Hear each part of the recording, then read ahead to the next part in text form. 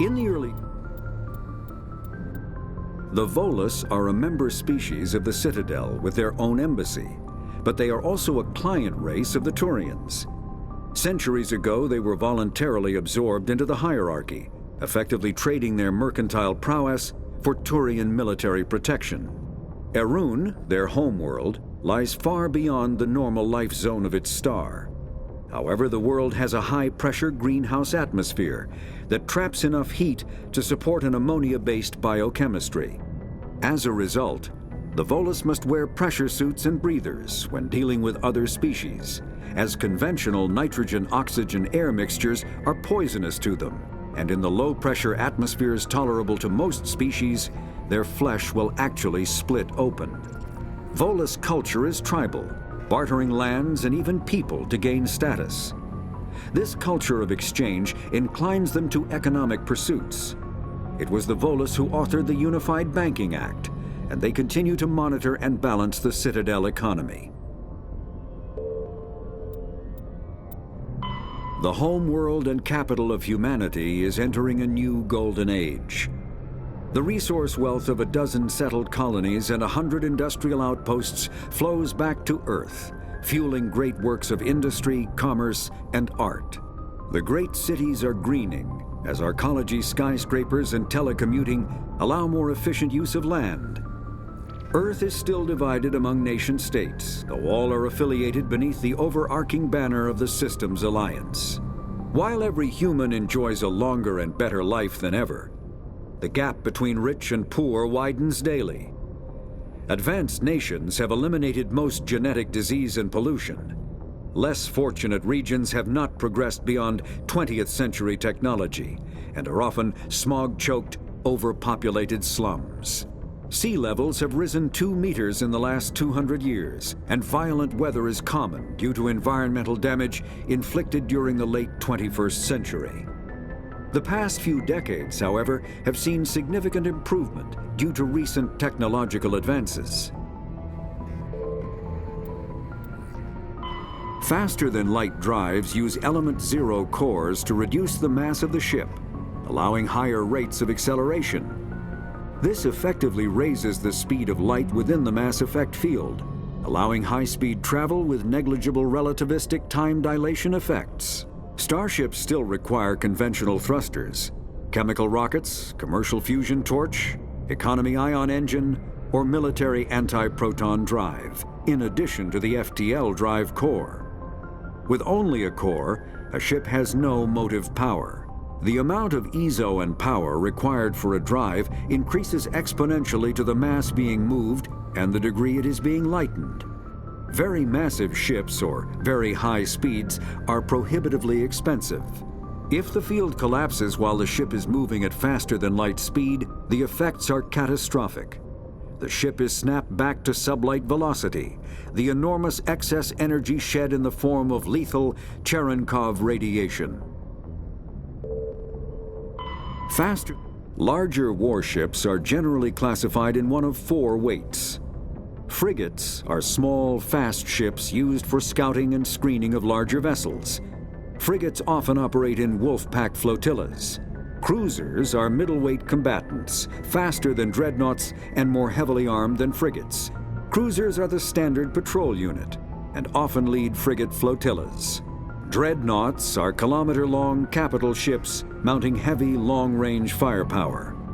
They are only deployed for the most vital missions.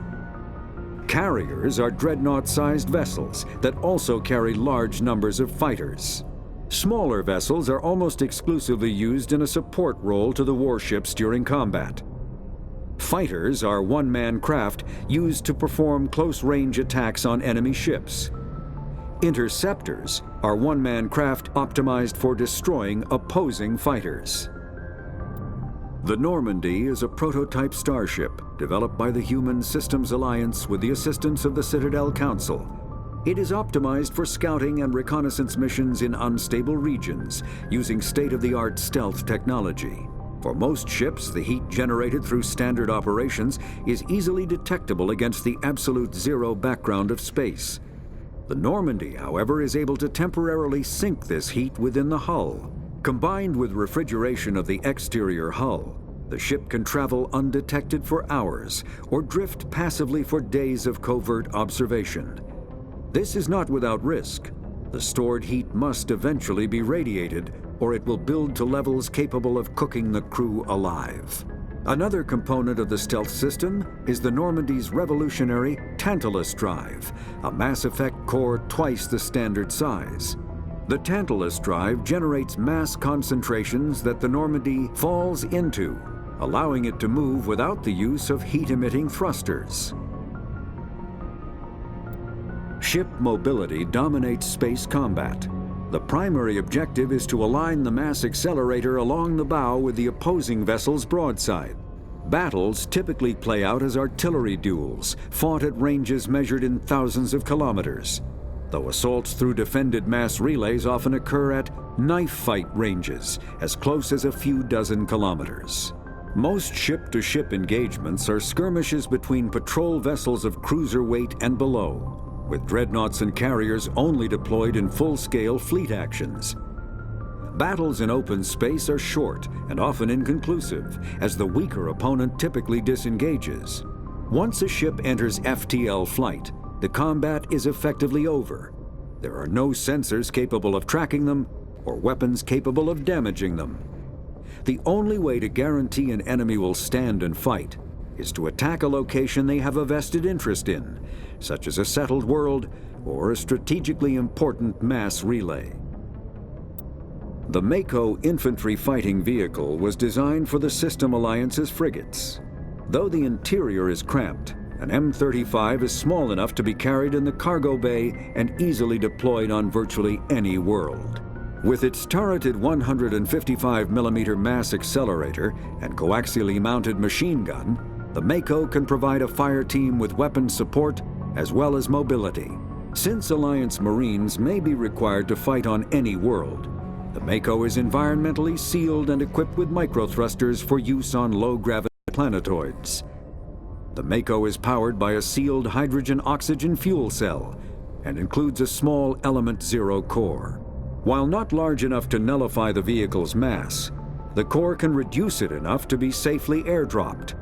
When used in conjunction with thrusters, it also allows the Mako to extricate itself from difficult terrain.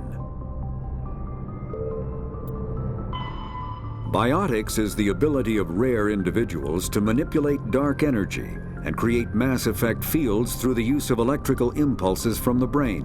Intense training and surgically implanted amplifiers are necessary for a biotic to produce mass effect fields powerful enough for practical use. The relative strength of biotic abilities varies greatly among species and with each individual. There are three branches of biotics. Telekinesis uses mass-lowering fields to levitate or impel objects. Mass-raising kinetic fields are used to block or pin objects. Spatial distortion uses rapidly shifting mass fields to shred objects. Most organic species are capable of developing biotic abilities, though there are risks involved. Biotics are the result of an in utero exposure to Element Zero. This usually causes fatal cancers in the victim, but in rare cases, it coalesces into nodules within the fetus's developing nervous system. An artificial intelligence is a self-aware computing system capable of learning and independent decision-making. Creation of a conscious AI requires adaptive code, a slow, expensive education, and a specialized quantum computer called a blue box. An AI cannot be transmitted across a communication channel or computer network. Without its blue box, an AI is no more than data files. Loading these files into a new blue box will create a new personality, as variations in the quantum hardware and runtime results create unpredictable variations. The Geths serve as a cautionary tale against the dangers of rogue AI, and in Citadel space, they are technically illegal. Advocacy groups argue, however, that an AI is a living, conscious entity, deserving the same rights as organics. They argue that continued use of the term artificial is institutionalized racism on the part of organic life. The term synthetic is considered the politically correct alternative. A virtual intelligence is an advanced form of user interface software. VIs use a variety of methods to simulate natural conversation, including an audio interface and an avatar personality to interact with. Although a VI can provide a convincing emulation of sentience, they are not self-aware, nor can they learn or take independent action. VIs are used as operating systems on commercial and home computers. Minimal VI agents are also available. Agents are compact and specialized.